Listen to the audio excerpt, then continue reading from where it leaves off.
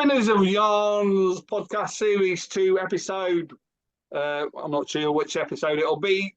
We are with author Ryan Battles, who's had his first novel, Polar Boy, published a year and a half ago. That's right. So you're originally from Aberdeen. That's right. Good to meet you. Thanks for inviting us on. Yeah, I'm an Aberdeen boy, but who doesn't have an Aberdeen accent anymore.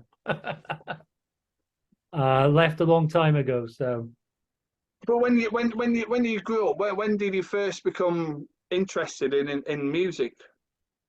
well, I had an older brother. So my brother was 6 years older than me, and we shared a bedroom. So I was always kind of listening to his stuff. He was a bit of a new romantics guy. So kind of grew up kind of hearing a bit of that electro influence through his records. And then, yeah, he obviously, got to about, 17, 18, met a girl, got engaged, got married when he was 19, moved out of the house. I had the bedroom to myself and I could start buying my own records and putting them on. But yeah, I was probably influenced by some of that, new romantics that he was listening to in those early days.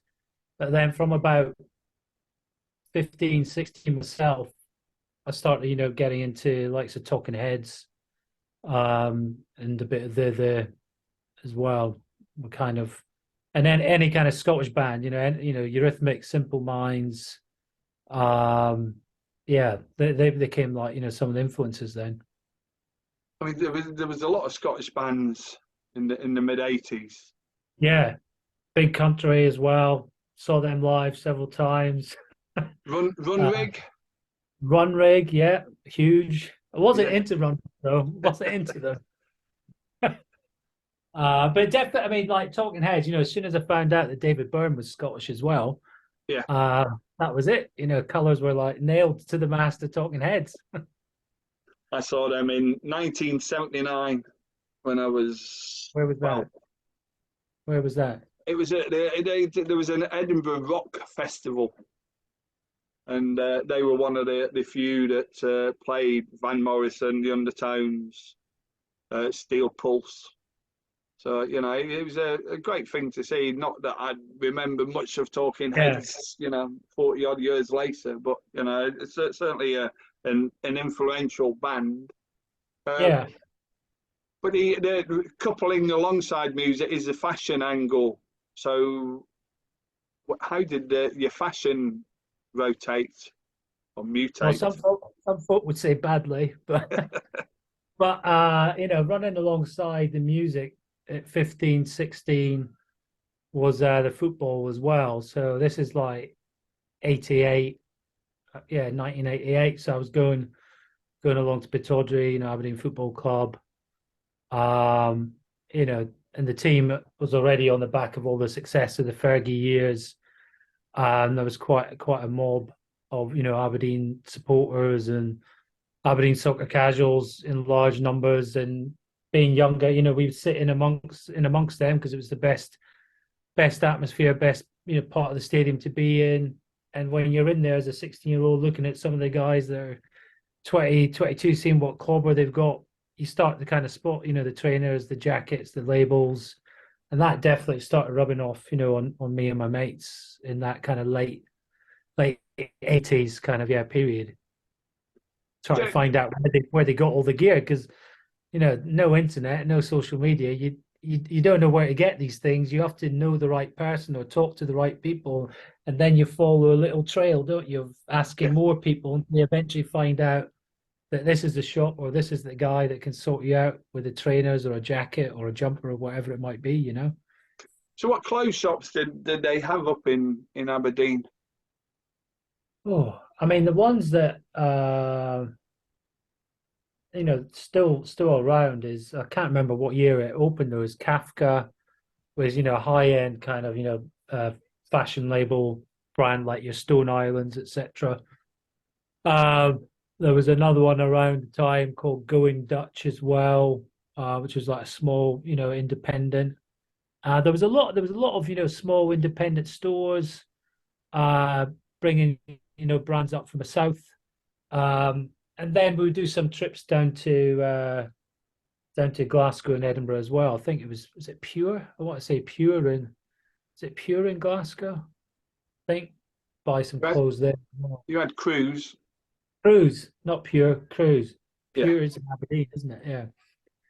Cruise, that's the one. Remember that. Yeah. So were you then going for the casual look in Yeah. 80?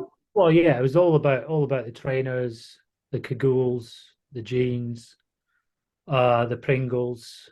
Um, yeah, it was all that kind of a lot of pastels, wasn't there? Pastel colors and Yeah, greys and but a lot of it was definitely looking down at what's on your feet, making sure you kind of working from the feet upwards almost, got the right yeah. trainer, then working up. Trainers and cagoule, probably one and two, and then everything else in between. Yeah.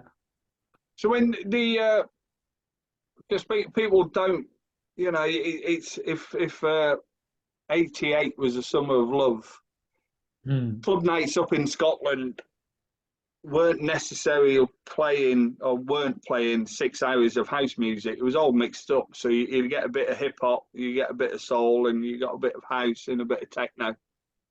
So which was the first club you went to? Well, that time, 88, there was like a small acid house club called Fever that was creating a bit of a buzz and a scene in Aberdeen. And that had come out of, prior to that, it'd been, as you said, a bit of an eclectic night of punk and a bit of house, a bit of indie, a bit of everything, which was like the band club and the mud club. And some of the DJs from there, moved on to set up this Fever in about 87, 88.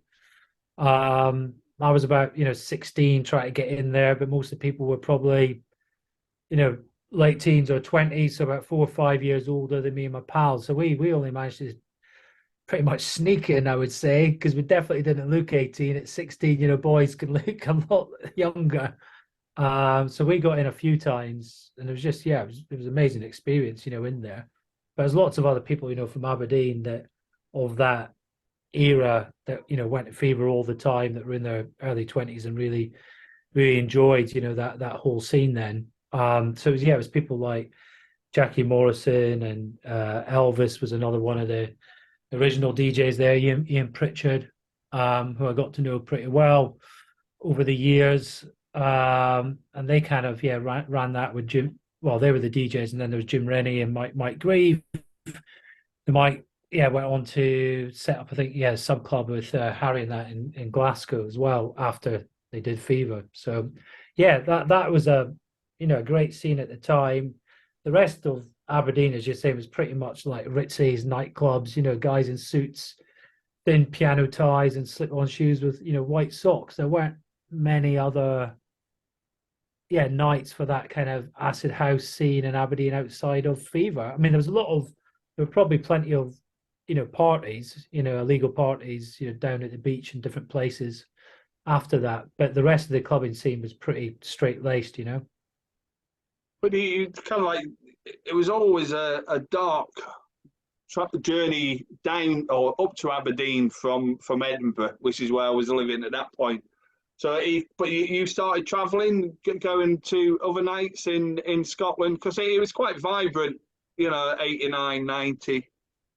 Yeah, I mean, so started exploring, going a bit south down to the likes of Dundee, then down to Edinburgh, over to Glasgow.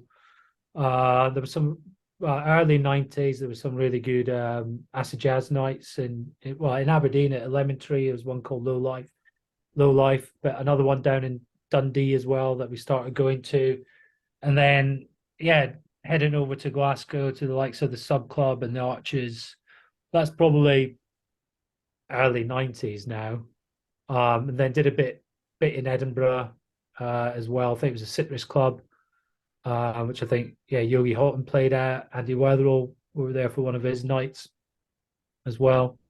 And then when I was about 17, 18, that's when I started getting the train down to London a lot actually, and then that's where I started picking up, clothes and records, and my money started going towards trips down to London in my late teens and early 20s. But you also talked about going to Leeds as well, didn't you? Yeah, yeah. So yeah, I met a girl who was at Leeds University, and I was at Aberdeen. Bit of a distance between us, but that meant I was going down to Leeds, probably like twice a month. And obviously Leeds was the clubbing capital of Britain, really, at that point. It was back to basics, up your onsen, hard times, vague, foreign exchange, and I was going to all these nights. I mean, it was brilliant. I mean, the city was, alive and buzzing from about 2 p.m. on a Saturday afternoon. It was kind of, I don't know if you remember back then, but it was a time where you used to go into the clothes shops and they would have like DJs playing from 2, 3 in the afternoon, people drinking. They would have dancers in the shop window, pumping the music out.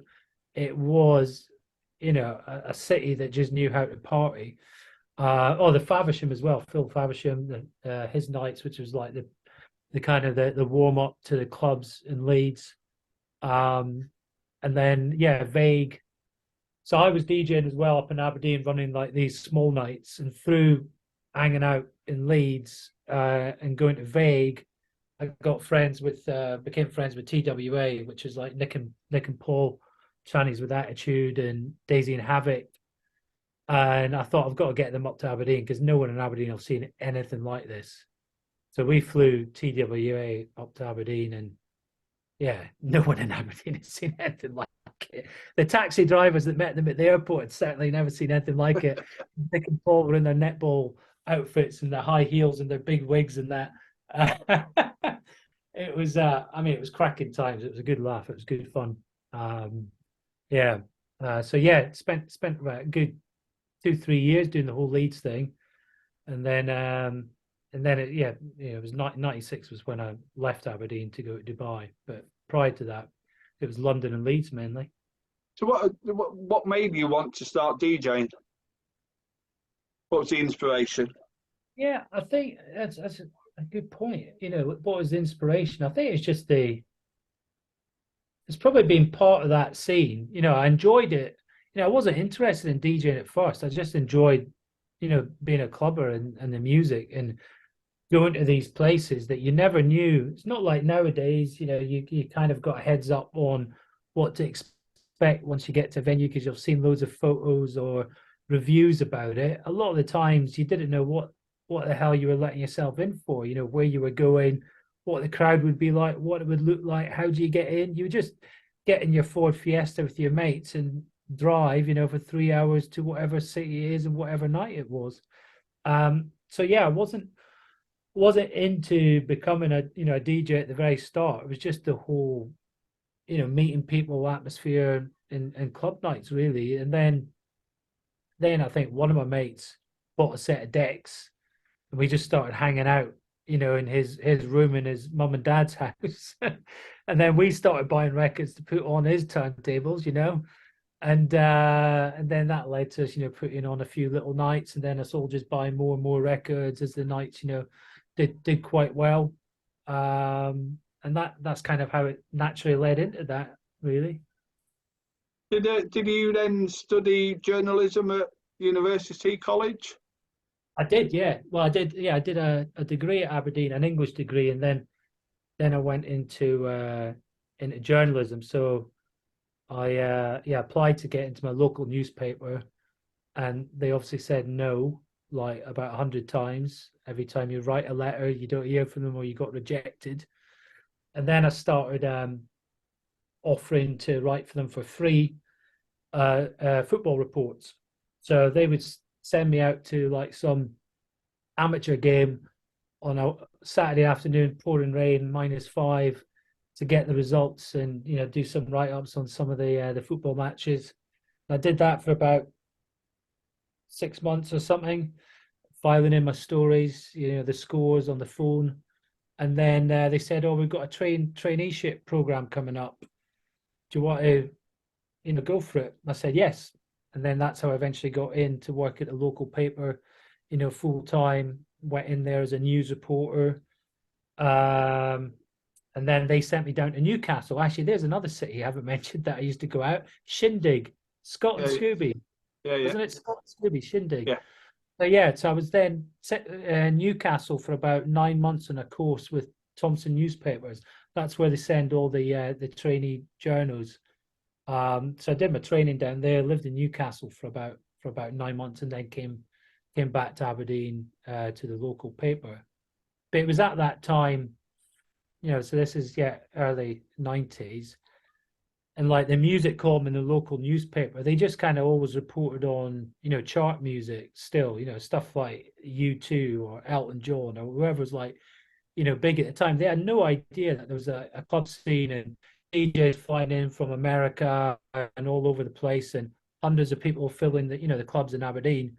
So I pitched that to the features editor of the newspaper to write, the first club scene in the newspaper, and they said yes. So I started doing a weekly column, reaching out to all the record shops up and down the country and different DJs, getting them to send up their lists of the week, and then interviewing, various DJs. They like flew up to Aberdeen, I'll go to the club night, interview them backstage or whatever, and then get it printed in the paper. So that was good for like a couple of years. Yeah. Sometimes I look back at the cuttings then it looks pretty cheesy because you've got a sub editor who's like 50s, as straight as you can get, Yeah. reading your copy about clubbing night, and they just kind of sanitize it, just kind of make it a bit more mainstream. So yeah, but it was good just to get that in the local paper and make them kind of start to accept that there's this scene going on, and people loved it, the clubbers. Yeah. Yeah. Yeah. So that then brings you into where Cola Boy starts. Really, I presume one of the reasons you moved to Dubai was the tax savings that you would have made. I think I'm the only person that went to Dubai and has come back from Dubai with less money than he had than when he went out. Yeah, no, I was bankrupt. I had no money when I came back. But yeah, I kind of, there was nothing really left for me in Aberdeen. If you're looking for a career in media, like a journalist or something, you've only got two local newspapers, one local radio station, one local TV station. So, and as I said, I was always going up and down, to London and other cities, and I just that kind of buzz of bigger cities or something a bit more exciting than what you've grown up with is what I was looking for, was the attraction. So, I was over in Dubai on holiday with some family friends. They let me stay with them for a couple of weeks. When I was over there, interviewed for a job at a local newspaper, and I got it. So I came back, resigned, and then flew out to Dubai. Not quite knowing what I signed up for, and took my records with me, and had a fun 2 years. I mean, obviously, Dubai's got quite strict laws. How did you get around them? Yeah, Dubai was a massive culture shock. So, when I left in '96, I'll never forget. There's the front cover of Mix magazine, and on the front cover of Mix magazine in 1996, it says 1996, everything went nuclear. And when you talk to DJs of that year, 1996, that everyone says that was the biggest year. It was when all the super clubs, super DJs, everything was like at the top. Was it? So there was this kind of sense that you could do anything. You were running club nights, you were DJing, you were partying. Everyone in the UK, it was Britpop as well. I think Labour had just come in or were coming in. During this 96, 97 period. It was Cool Britannia, so everyone was on this high.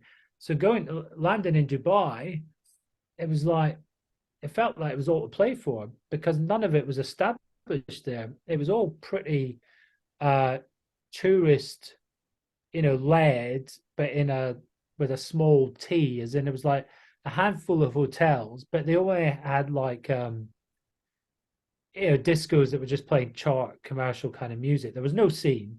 There was no fashion scene. There was no club scene. There's no music scene. It was just very transient tourism, people there for a few days and nights, nice hotels with a little kind of basement, nightclub.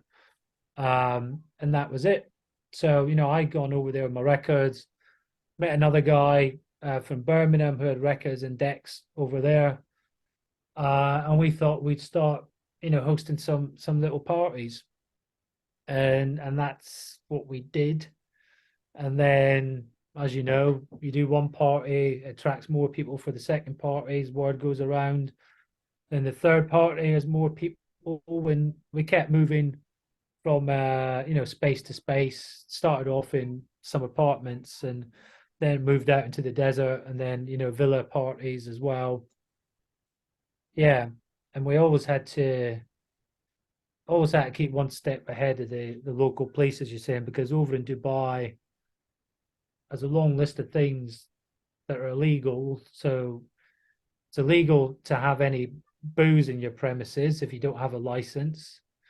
Um, it's illegal, for a guy and a girl to be in the same room overnight past midnight unless they're married. So you're not allowed to have sex outside of marriage. It's illegal to be gay over there as well. It's illegal to kind of put on parties. You've got to have licenses for that as well. Obviously, it's illegal to have drugs, but the laws over there as well is it's not about just possession. If you're hosting a party, or it's in your premises, or if you're hosting a party, if they find one person with the smallest amount of gear on them, you're going down for it. Even although you're completely clean and you don't have anything on you, you will go down as well. And also, it's a very racist country, as well. I live with, guys from Asia, and one of my best pals is, Black American guy. And they would just get refused, at the door of restaurants and just not allowed in.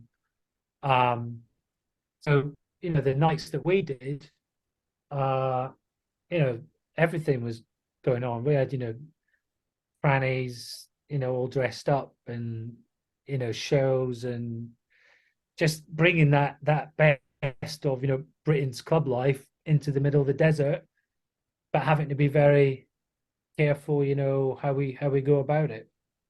Yeah,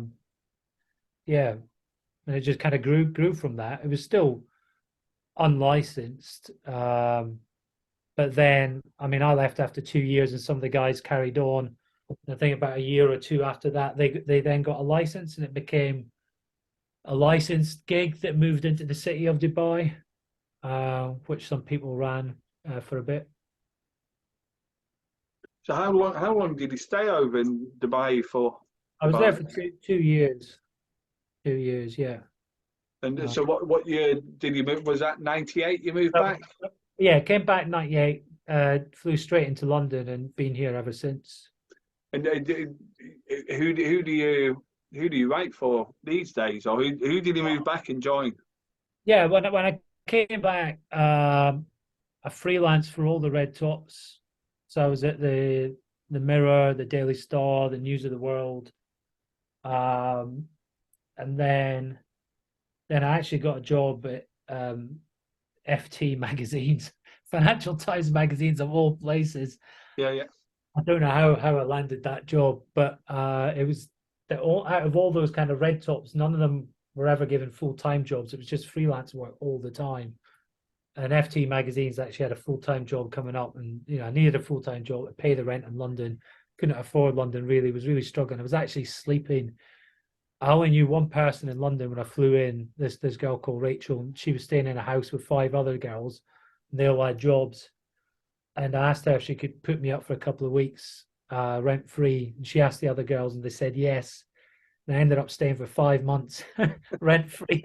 And I slept on a blow up bed in their living room.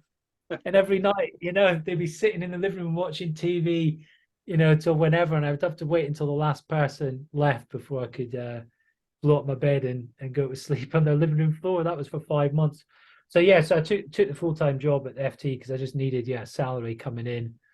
And then so this is like 98, 99 or whatever. And then weirdly, I was at a all-day party called, I want to say, Jazz on the Green in Parsons Green. And I bumped into one of my old DJ mates out of the blue from Aberdeen, this guy called Ian Hagger, who then went on to become the managing director of the Ministry of Sound. But this is well before then. And I hadn't seen him for ages, and we just bumped into each other. And then we became flatmates, and then we started putting on, he introduced me to other guys, and we started doing one of the first tech house nights in London. So this is now 99. So we were going to the likes of, Plastic People, for the tech house, deep house nights there. And we started putting on our one in Brixton and Stockwell and around London as well. And we did that for about 2-3 years. It was called Skirmish, which was a deep tech house night. But that tech house scene in London at the time was good times, Yeah. Kenny Hawks. We went to Plastic People. He was used to go to his nights a lot. Kenny and Harry on a Friday night, Friday or Fiving. That was what it was called. It was two places. I seem to remember. It was once, was it not Curtain Road and then Tottenham Court or Charing Cross? Tottenham Court Road was Harry and Kenny. Yogi always says he got invited first, but he turned it down, as Yogi does, as he turns a lot of things down. Yeah. But if for me, for a couple of years, that was the best club night I've been to in London, because it was a great size of the room was just the right size. Yeah. It wasn't too big and it wasn't too small. And you just met really good people there, and it was regulars. The same people would come back all the time. No, really enjoyed those years. So we got into the old tech house scene for a few years, and then we still do nights right now, actually. So still sticking to vinyl. You at the FT still then? No. That was just for a couple of years. And then I moved to associate newspapers, and I worked for Metro, the Evening Standard, and the Daily Mail for about 8 years. And then I moved into the agency side. So really, for the past 12 or something years, I've been on agency side doing brand and marketing for loads of different brands. Yeah. And when did you decide to do your novel? Well, that was it was during lockdown, so I'd just been furloughed, and I've had this story in my head, since I've come back from Dubai, but never had the chance or focus to really, sit down, and I didn't really know where to start.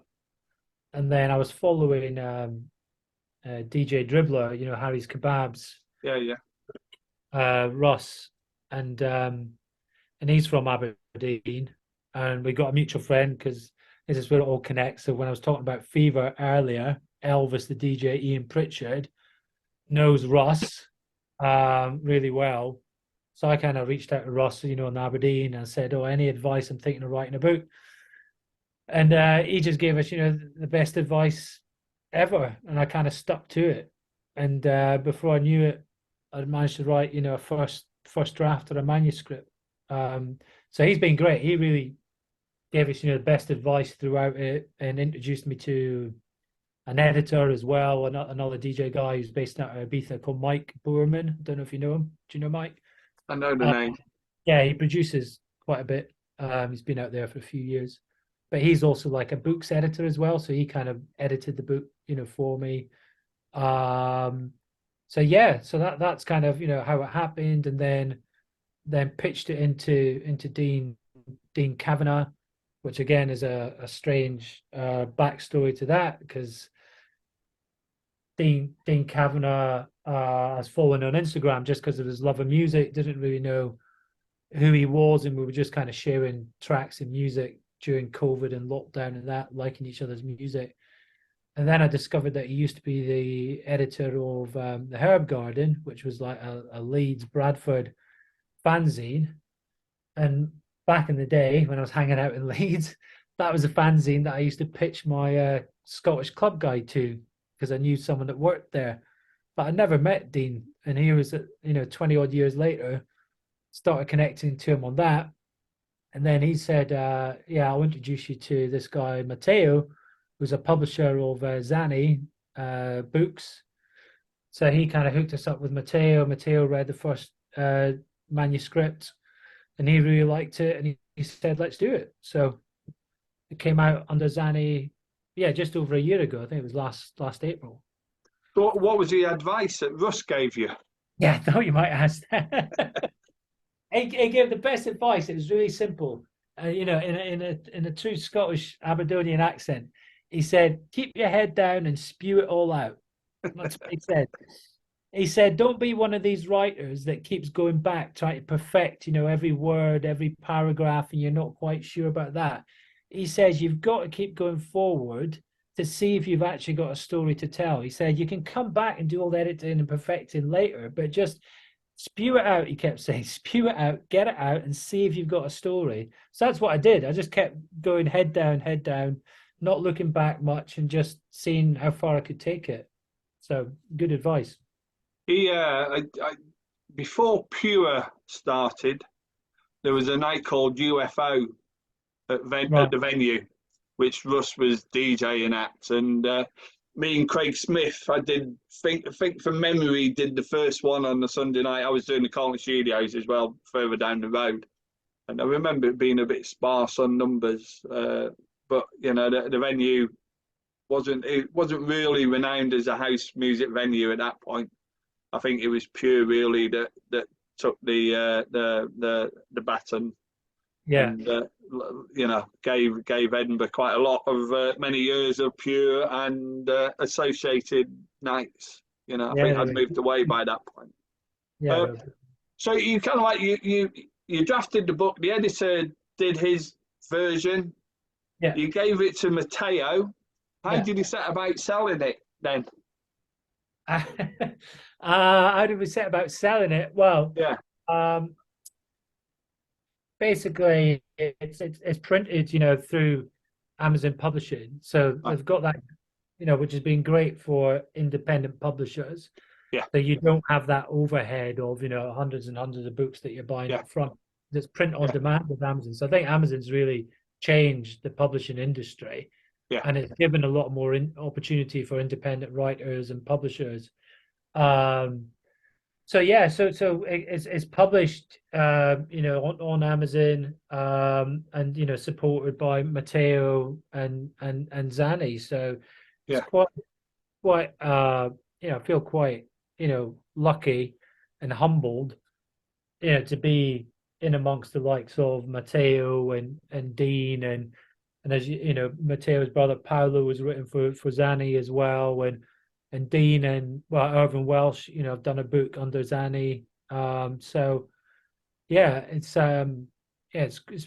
feels pretty special to be part of that group. So I'm always kind of keen to kind of picking up advice and tips from those guys as and when, because these guys have been doing it for a lot longer.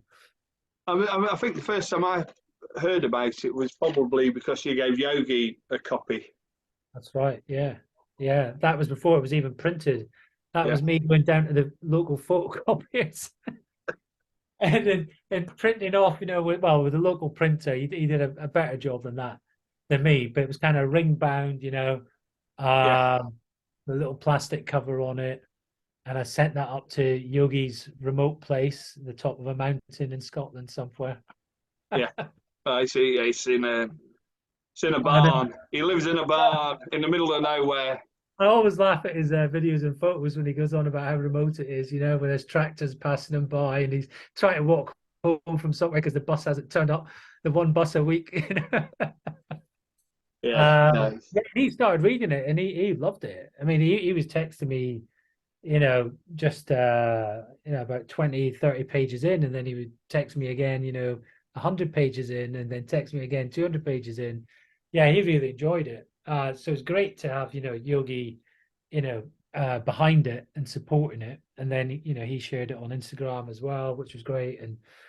And Russ started talking about it, and Dean as well. So it's just been, building since then. I kind of compare it to those early house days when you release a white record, a limited little run. It's under the counter, not quite sure how it's going to go. Hand it out to a Yeah. few people, starts bubbling away itself, and see where it goes. So that's how I see it. It's still very much under the radar, but it's getting a lot of love and support from a good group of people. So long as people keep spreading the word, if they like it, tell the next person, and see where it can go. But for legal reasons, none of the stories in the book are true. Is that correct? That's correct. Yeah, it's all inspired on some true stories. But yeah, I mean, I compare it to those hundreds and thousands sprinkles that you put on cakes. Imagine if you've got one of those little jars of hundreds of thousands and it's mixed up of truth and fiction or fact and fiction. It's pretty much every line, every sentence, every paragraph, every chapter. I've just gone like that with the hundreds of thousands. Because yeah, I've used that experience of those times in Dubai to inspire fictionalized stories to kind of take it to the next level. And I write it to entertain as well. It's Yes. deliberately written, fast paced, entertaining, loads of highs, and then some, lemon juice in the eye, whatever, that people weren't quite expecting this bit. Shake it around a bit. Yeah, and it's people seem to like it, which is Yeah. nice. But how did he structure it then? Because everybody has their own different way of writing a book. Some can just go flat out and just put all the words onto paper, and then or some will have it structured, militant. Yeah, I can't do structured. I I kind of, the ideas are always going round in my head, and then when the ideas for a character or plot line are quite formed in my head, I've got to reach out and write it down on a bit of paper, or if I'm on my phone, quickly get the note bit out on my phone and put it in notes, and then come back to it, and then sit down in front of the keyboard and start referring to the note and then writing it up. But a lot of the ideas come when I'm writing, how I'm developing the character and the plot line. I also did a lot of research as well, because I don't want to give too much away, but I reached out to some of the charitable organizations that deal with expats who get arrested abroad, to find out, to read real life stories about banged up abroad, basically. Yeah. And people that have been unfairly charged, whether it's in the Middle East or Asia, and the harrowing stories and what these people have gone through and how they've been set up. And there's a lot of that. It's in the press as well. You read about these stories almost every week. Someone arrested for doing something quite innocent, you'd think, in the Middle East. So that part of the research also comes into the writing, and then you just kind of remember stories, whether it's stories from Dubai or whether it's stories with your pals when you were going out clubbing in Scotland or London. And again, you take that for inspiration and you mix it around and see what comes out the other end. So when the book finishes, leaving you with the notion that there's a second book coming. That's right. yeah. I'm working on the second book. Okay. Apart from that, Definitely. Yeah, I'm enjoying writing the second book. Um, so there's definitely a second book to come out.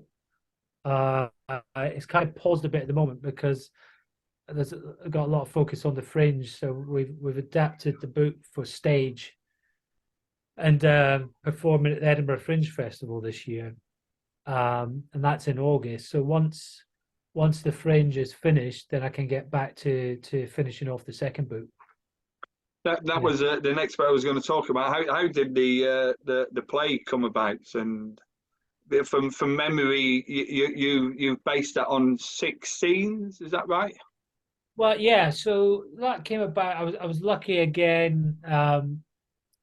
There was a script writer called Sarah Michelle Durant contacted me not long after the book came out, said she had read it, loved it, and she's got a vision for how this could appear on screen as a script writer, and would I be interested in talking about it? Um, so yeah, I said, yeah, let's have a chat. So over the past, for about 6, 7 months, we were talking about that. She was talking about ideas for a screenplay. And then I saw the opportunity come up with Edinburgh Fringe, and I pitched that into one of the venues at Edinburgh Fringe for a stage adaptation of the book. And they said, yeah, it sounds really, really good story, really interesting. So I went back to her and I went, I've been accepted this venue for the Edinburgh Fringe. Would you be up for doing a stage adaptation rather than, screenplay? And she said, yeah, let's do it. So she's now writing the script for the stage adaptation, which is great. And we're casting um, actors, auditioning them at the moment. And then it's going to run for 6 nights over 6 days. So it's six performances, 6 nights, from August the 14th to the 19th. And we've got a number of 90s, big name 90s DJs that are curating music for each night. So a different person for each night. So the ones that I can mention so far is Yogi Houghton, is curating music for one night. Lisa Lashes is doing one night, and Ross DJ Dribbler is doing one night. There's three others that will be doing 3 nights, but just haven't announced them yet. But they're going to be announced very soon. So that's quite. You're going to be based up in Edinburgh then when that's on. Yeah. Got a few days beforehand um, to do like technical rehearsals and doing some marketing, PR, and then the closing night's on Saturday the 19th, and most importantly, organising an after show party on the closing night. So that's the other thing I'm organising at a bar in Edinburgh. Yeah. So one of the questions is, how come you chose Tottenham to be your English team? What's the affinity between Aberdeen and Tottenham? Well, do you know? I mean, a lot of people obviously ask me that. Certainly down here. But I started supporting Tottenham when I was about 14, 15, just like as a bunch of pals in the classroom, mates chatting about football. One of my pals was like Man United. I think another one was like Liverpool. Um, and at that time, it was not long after Aberdeen had sold Stevie Archibald to Tottenham Hotspur. So, he'd been a big name in Aberdeen and then go to Tottenham. So there was already a bit of a affinity between Aberdeen to Tottenham, fans seeing how he's getting on down south and at Tottenham. And in that kind of mid 80s to late 80s, Tottenham were doing a lot better than they are nowadays. They were actually winning trophies and in cup finals. So as a teenager, I was seeing that, and that started to influence me, and I stuck with Spurs as my second team as it was then. ever since I've been 14, 15. But since I left Aberdeen in 96 and coming to London in 98, I've gone to see Tottenham every season since 1998. So I've seen Spurs play more now than Aberdeen. So I mean, Aberdeen will still be my home team, and where my heart lies with Aberdeen, but passionate about Spurs and go all the time. And a lot of Aberdeen fans are passionate Spurs fans as well. There seems to be there's definitely a connection between the two that I think stems from that Stevie Archibald period, and then there's obviously a bit of the terrace and casual culture as well, because you got Rangers and West Ham or Chelsea and that. Aberdeen and Tottenham, I think, over the years have always kind of stood shoulder to shoulder. Yeah. So that's where it comes from. I don't think my son thanks me for being a Tottenham fan. Not at the moment, anyway. You've got a lovely stadium.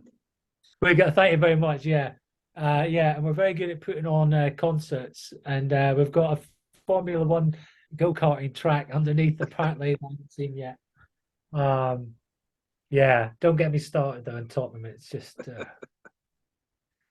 tough times at the moment, but we still go. Ryan Battles, thank you very much for your time. That's great. Really enjoyed it.